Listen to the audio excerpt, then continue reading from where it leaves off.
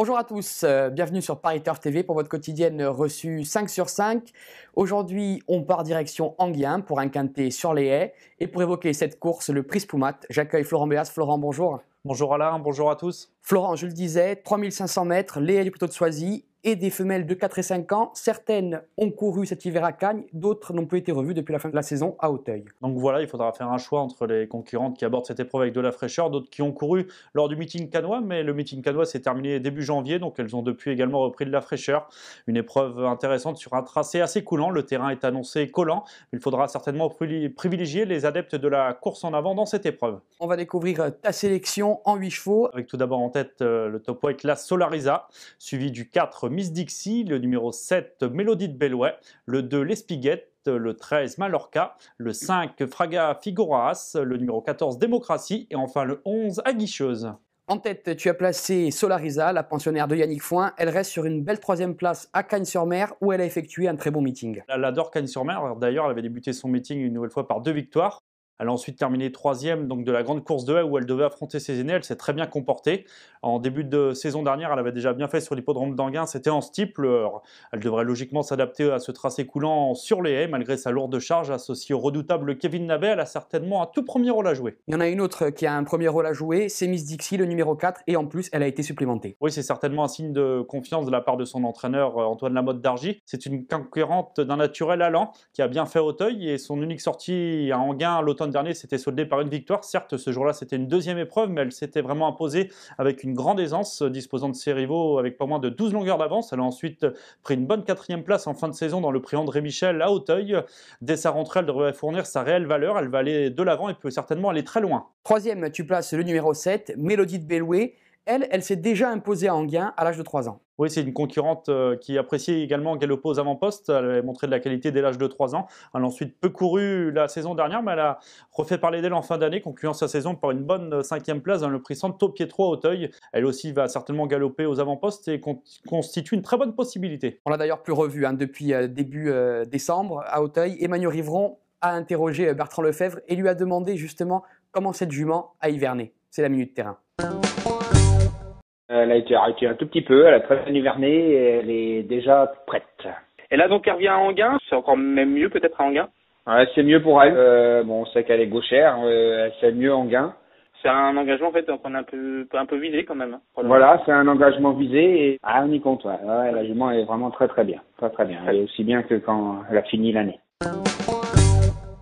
En 4e position, Florent, tu as placé le numéro 2, l'Espiguette. Elle aussi, elle s'est imposée à 3 ans à Enghien. Oui, en débutant, c'était dans le prix d'essai des Pouliches. Elle avait montré beaucoup d'applications à cette occasion, s'imposant plaisamment. Elle a ensuite confirmé à Auteuil.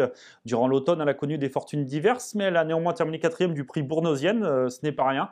En fin d'année, pour son retour à Enghien, elle a pu se montrer menaçante dans le prix général de Saint-Didier, où elle était opposée au mâle. Elle manquait peut-être un peu de fraîcheur en fin d'année. Elle a depuis profité d'un break de plusieurs mois. Et dès sa rentrée, elle semble en mesure de jouer un bon rôle, associée à son fidèle partenaire Erwan Chazelle. En 5e position, tu places le numéro 13, Mallorca. Elle aussi, elle a effectué un bon meeting de Cagnes-sur-Mer et elle a fait une très belle ligne droite où elle terminait 5e dans le Grand Prix de la ville de Nice début janvier à Cagnes. C'était très bien, elle s'est illustrée sur le steeple durant l'hiver à Cagnes, en créant même quelque peu la surprise dans des lots très bien composés face à ses aînés.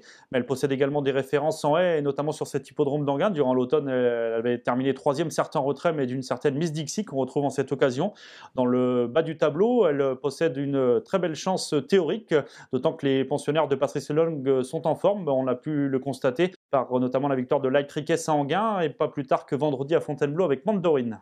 Vous l'aurez compris, les pensionnaires de Patrice Lenogue en ce moment sont en très grande forme. Derrière Florent, en 7e position, tu as placé le numéro 14, Démocratie. Elle a couru début janvier à Pau et c'était plutôt pas mal. Ouais, terminé 4e d'un lot bien composé. Auparavant, elle avait déjà montré des moyens, notamment sur l'hippodrome d'Auteuil, se classant notamment 2e d'une certaine Marvel Flight. Elle est estimée par son entourage. Elle découvre l'hippodrome d'Enghien, mais cela ne devrait pas la déranger. Attention à elle, dans le bas du tableau, elle peut jouer les troubles faits. Elle peut jouer les troubles faits, c'est un peu ce qu'a indiqué son entraîneur Marie-Laetitia Mortet à Stevie Dousseau. Elle revient notamment sur cette sortie paloise début janvier. C'est une jument très régulière qui a passé un très très bon hiver. Elle a été courir une petite fois à Pau, la piste ne l'a pas trop servi parce que c'était vraiment haché. Elle fait une faute au saut de l'Ader, sinon elle aurait dû être seconde sans cette faute. sachant qu'en plus ce jour-là, elle était seulement à 80% de ses moyens. Là, on l'a pas mal préparée, elle va dans le lourd. Quand je vois la piste de lundi dernier à Anguin, c'était du vrai lourd, limite un bourbier. Je pense que ça la dérangera pas. Et par contre, que ça peut en déranger d'autres. D'accord. Donc elle est vraiment en bonne forme, elle a bien travaillé, donc tous les feux sont au vert. Maintenant, il y a quand même de la concurrence. Et elle aura que des femelles sur sa route. Voilà, j'avais hésité à courir le prix Souviens-toi à Auteuil que 5 ans et j'ai préféré m'orienter vers les femelles. Florent, ce lundi à Anguin, c'est donc une épreuve plutôt ouverte, hein. Oui, des concurrentes qui sont pour la plupart peu expérimentées, sont encore perfectibles, susceptibles d'afficher des progrès d'une sortie à l'autre. Donc il faudra être prudent. Toutefois, dans le haut du tableau, des concurrentes de qualité peuvent être retenues en base de jeu, notamment le numéro 1, Solarisa. Donc réponse un lundi aux alentours de 13h55 pour l'arrivée de ce Quintet Plus sur les haies du plateau de Soisy. Quant à nous sur Paris Turf TV, on va vous donner rendez-vous mardi pour un nouveau Quintet au galop, mais cette fois-ci en plat sur l'hippodrome de Chantilly. D'ici là, au revoir et bon jeu à tous. Merci Alain et bon jeu à tous.